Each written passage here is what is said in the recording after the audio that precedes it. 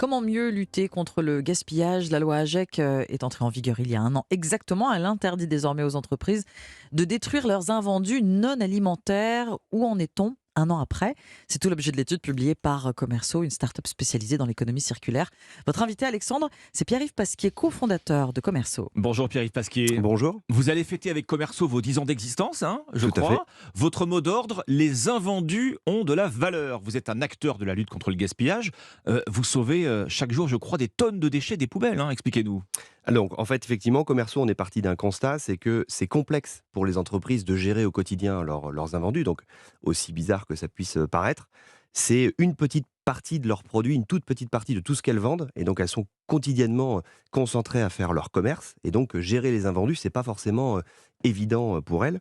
Et donc, quand on somme effectivement la quantité d'invendus, que ce soit alimentaire ou non alimentaire, dans la totalité de la distribution, eh bien, ça génère effectivement beaucoup d'invendus. Et donc, on a spécialisé Commerceau dans la gestion et la valorisation de ces produits pour organiser en fait le don de ces produits directement aux associations caritatives.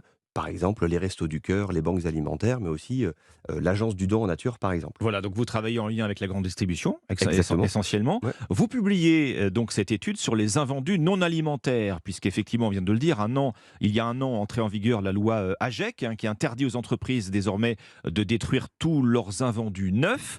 Premier renseignement de votre étude, alors là, il pose question, hein, Pierre-Yves Pasquier, quasiment les trois quarts des professionnels qui vous ont répondu ne connaissent simplement pas l'existence de cette nouvelle règle anti-gaspillage. Mais effectivement, c'est ce qu'on a pu mesurer dans l'étude. En fait, juste si on reprend un petit peu de perspective, la loi AGEC, elle a été votée en mars 2020.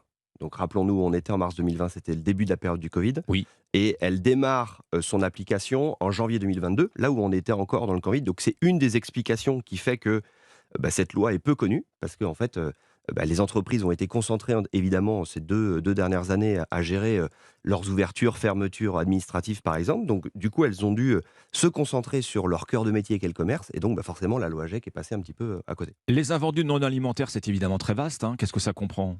Le prêt, Euh, le prêt-à-porter, mais pas le, seulement. le textile, mais tous les produits de la maison, Électronique. l'équipement, les produits électroniques, voilà, les articles de sport, les articles de bricolage, voilà, tous les produits que vous pouvez trouver dans le commerce spécialisé ou non. Quand on entend parler d'invendus, ça représente une grosse part de ce que les chaînes commandent pour mettre dans les rayons? Ou c'est vraiment infinitésimal? Alors voilà, c'est une des complexités de notre métier, c'est que les invendus, ça représente que quelques pourcents, entre Oui. 1 et 3%. Et Oui. donc du coup, ça devient complexe pour les entreprises. Quand vous êtes directeur d'un magasin, par exemple, dans le bricolage, vous avez que 1 à 3% de vos invendus de votre chiffre d'affaires qui est invendu. Et donc forcément, quand vous gérez déjà votre commerce, c'est déjà bien, et donc vous avez peu de temps pour gérer ces invendus, premièrement. Deuxièmement, gérer en local à Brest ou gérer en local à Bordeaux avec des associations, ça va pas être forcément le même Mm, process, mm. la même organisation. Et donc du coup, ça repose beaucoup sur des initiatives locales. Et puis troisièmement, l'autre complexité qu'on remarque, c'est que les entreprises ne savent pas forcément comment s'y prendre. Quel produit je peux donner? Est-ce que ce produit qui est légèrement abîmé, j'ai le droit de le donner ou pas? Et ainsi de suite. Et donc nous, commerçants, on va aider les entreprises à simplifier leur organisation pour faire que ce geste soit vraiment naturel pour les entreprises. 2% des entreprises déclarent réussir à valoriser tous leurs invendus non alimentaires neufs. Traduction, Pierre-Yves Pasquier, la plupart de ces invendus hors alimentation finissent encore à la poubelle malgré cette loi. C'est ce que ça veut Alors, dire. effectivement, pour une grande partie aujourd'hui, ils partent encore à la poubelle. C'est lié avec le chiffre précédemment que vous avez cité. Quand il y a quasiment les trois quarts des entreprises qui ne savent pas qu'il y a une obligation liée à l'interdiction de valorisation, forcément, difficile pour les entreprises de respecter cette loi. Il y a aussi effectivement le ministère de la Transition écologique qui doit prendre ses responsabilités et réitérer son engagement à vouloir réduire cette part d'invendus. Mhm. Mais oui, effectivement, il y a encore du travail à faire. Pourquoi des produits vont devenir des invendus? Est-ce que c'est parce qu'ils ne sont pas partis même à prix cassé, même en solde? Est-ce qu'ils ont des défauts esthétiques ou de fabrication? En fait, vous avez un schéma qu'on constate quand on va faire nos courses. C'est en fait, il y a les produits, puis une fois qu'ils sont potentiellement invendus, effectivement, on est en plein dedans, on va faire une période de solde, puis Oui. éventuellement, on va les remettre en solde la période suivante, et ainsi de suite. Mais une période de solde, c'est une période de réduction.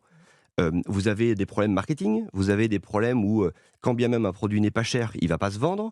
Vous avez des problèmes de mode, vous avez tout un tas d'éléments qui font qu'il y a une obsolescence commerciale, marketing principalement des produits, qui font que vous avez, selon l'ADEME, plus de 4 milliards de produits, 4 milliards de valeurs de produits 4 milliards invendus, d'euros 4 milliards d'euros de valeurs invendues chaque année en France, qui partent à la poubelle. Alors, oui, qui partent pas forcément à la alors poubelle. invendus. Ouais, exactement. Mais les entreprises donc ont tout intérêt à les valoriser, ces invendus, pour leur Alors, marge. Par exemple, nos clients, l'année dernière, ont généré plus de 57 millions d'euros d'économies. Donc on voit bien que économiquement, elles ont un intérêt à le faire. Maintenant, il faut que, ben voilà, forcément, les stratégies des entreprises s'orientent plus vers ces sujets de RSE. Il y a évidemment un lien entre l'économie et l'écologie. Évidemment, moins jeter, c'est faire des économies. C'est de plus en plus logique pour les décideurs en entreprise, mais au quotidien, c'est pas encore simple à mettre en place, et donc c'est en ça que Commerceau, par exemple, va pouvoir les accompagner.